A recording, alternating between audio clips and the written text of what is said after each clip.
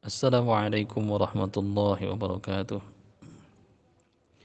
Alhamdulillahi rabbil alamin. Wassalatu wassalamu ala rasulillahi sallallahu alaihi wasallam. Asyhadu an la ilaha illallah wahdahu la syarika lah. Wa asyhadu anna Muhammadan abduhu wa rasuluhu la nabiyya ba'dah. Allahumma aftah lana wa lakum futuhal arifin birahmatika ya arhamar rahimin.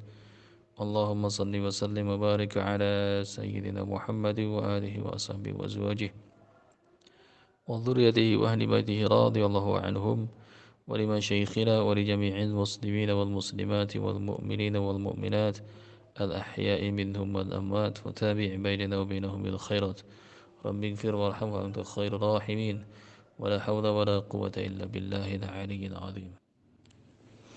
Alhamdulillah, ya ikhwah, apa kabar? Insyaallah mari kita lanjutkan bahasan kita tentang sihir sebagaimana kita bahas kemarin. Alhamdulillah kita sudah belajar bagaimana jenis-jenis sihir dan bagaimana apa itu khawariqunil adat atau kejadian di luar membedah adat, di luar adat yang dialami oleh orang-orang sesuai tingkatan dan sesuai uh, derajat orang tersebut. Seperti misalkan irhas di calon nabi, mukjizat di para nabi dan rasul, kemudian karamah di para wali Allah, ma'unah di orang-orang yang soleh, mukmin soleh, ada istijrad dia di mukmin fasik, dan ihanah, hinaan, yaitu dari dukun-dukun yang kafir. Maka itu bisa dialami dan kita bisa memilah dan memilih apakah ini jenisnya maunah, apakah ini jenisnya ihanah, apakah ini jenisnya istijrad ataukah karomah. Dan kalau kita mengira ini mukjizat, bukan mukjizat tapi mukjizat. Mukjizat ini dialami oleh Nabi Rasul, dan Nabi para Rasul ditutup oleh baginda Nabi SAW, sehingga tidak ada lagi mukjizat setelah itu kecuali Al-Quran ini berkahnya. Maka siapa yang berbuat dengan Quran itulah bagian dari mukjizat baginda Nabi SAW sebagai penyembuh dan syifa, kesembuhan di sana. Baik, kemarin kita belajar juga mengenal jenis-jenis bentuk-bentuk sihir secara umum. Dan kita lebih ke khusus lagi, nanti kita akan belajar insyaallah sihir ini terbagi ke dalam beberapa cara untuk mendapatkannya, metodenya. Metode sihir yang pertama, bisa orang menyihir dengan jalan buhul, menggunakan buhul atau ikatan. Dan bagaimana dinyatakan oleh Allah SWT, digambarkan doa perlindungan, bagaimana kita harus berlindung kepada Allah dari buhul-buhul ini, dari tiupan-tiupan wanita-wanita tukang sihir melalui uqad, ikatan atau buhul. Wa min syarrin naffatsati fil uqad. Jadi kita dimohonkan, diajarkan oleh Allah SWT untuk memohon perlindungan dari naffatsati fil uqad, tiupan-tiupan wanita tukang sihir kepada buhul-buhul. Maksudnya uqad di sana, ikatan. Buhul ini bisa dijadikan penyambung atau konektor antara jin yang ditugaskan untuk melukai korban dengan mantra tersebut dan korban itu sendiri. Dan buhul biasanya disimpan di tempat-tempat yang tidak diketahui banyak orang, artian tersembunyi. Namun apakah kita ditugaskan untuk mencari buhul? Nah, tentu kita ada nanti tipsnya dan bagaimana cara mencari buhul, atau bahkan kita memusnahkan ikatan tersebut tanpa harus menemukan buhul terlebih dahulu. Baik.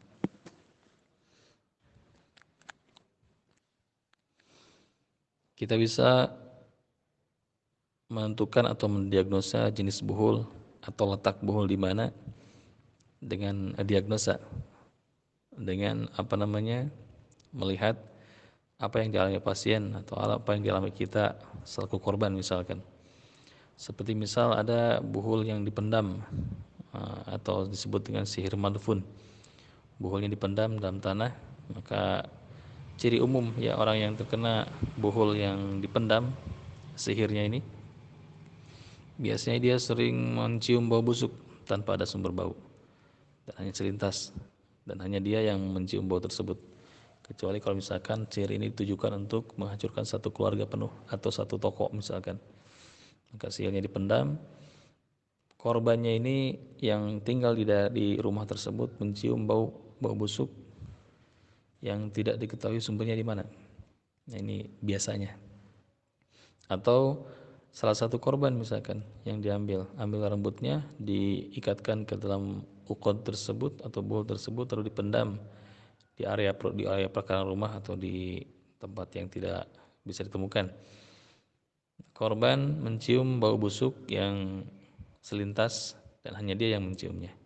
Ini salah satunya. Juga korban merasakan kesakitan dan kesemutan di separuh badan, seperti bagian kiri atau ujung kepala, kaki atau kepala atau kaki. Ini apa namanya?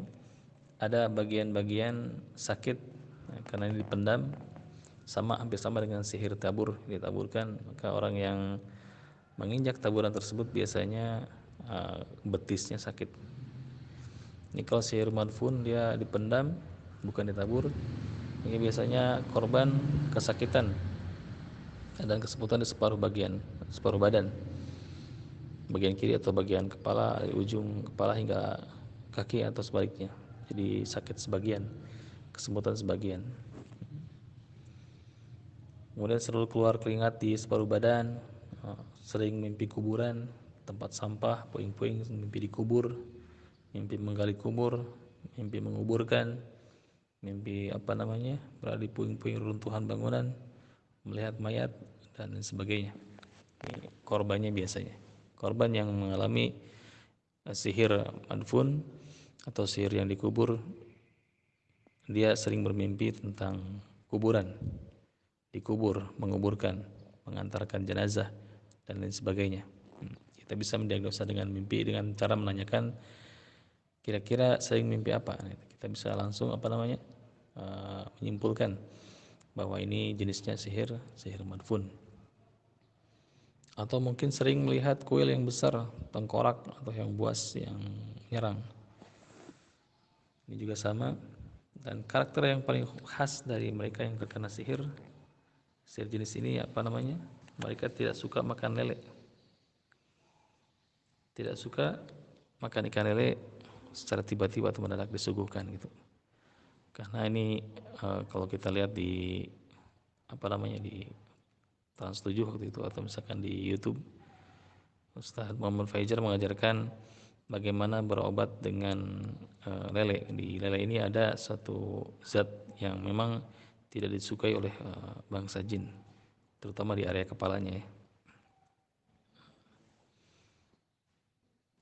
Atau tidak ada mimpi sama sekali, atau juga sakit di kepala di area belakang tempat otak kecil, atau di area kening dan kedua alis. Ini ciri-ciri mereka yang yang korban sihirnya sihir madfun atau sihir pendam. Paranoid dengan kematian, tidak berani beraktivitas karena takut celaka kemudian mati, takut mendengar kabar kematian atau yang berkaitan dengannya. Juga sama. Contohnya Anda bisa lihat di gambar. Contoh di dalam coran atau misalkan di dalam asbesmen, di sela-sela tembok yang runtuhan, atau misalkan di kubur di dalam rumah korban atau misalkan di tetangganya. Ini lumayan berefek kepada mereka yang jadi korban. Maka uqad ini adalah ikatan antara mereka, antara jin, syaitan dari kalangan jin dengan mantra dukun, dengan apa yang diperintahkan oleh dukun dan dan korban yang terkena sihir tersebut. Maka kalau misalkan antum menemukan hal seperti ini di area perumahan antum, sebaiknya musnahkan, karena mungkin siapa yang jadi korban kita tidak tahu. Kita musnahkan, namun terlebih dahulu kita baca doa perlindungan atau berwudu terlebih dahulu, bakar, musnahkan. Kalau dia bentuknya kertas cukup dibakar, kalau dia bentuknya batu ambil martil dan pecahkan. Ada misalkan kain pun dibakar sama. Ada misalkan logam logam sebaiknya dibengkok-bengkokkan, dirubah bentuknya, dihinakan, maka batal sihirnya nanti. Syekh Wahid Abdul Salam Bali pernah menyatakan bahwa cara paling tepat dan paling tuntas menuntaskan sihir yaitu menemukan buhulnya dan membakarnya atau memusnahkannya. Temukan buhulnya lalu musnahkan. Ini cara paling efektif.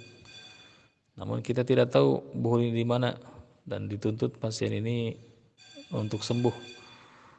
Nanti insya Allah kita belajar bagaimana cara memutuskan ikatan tersebut tanpa harus mencari buhul terlebih dahulu.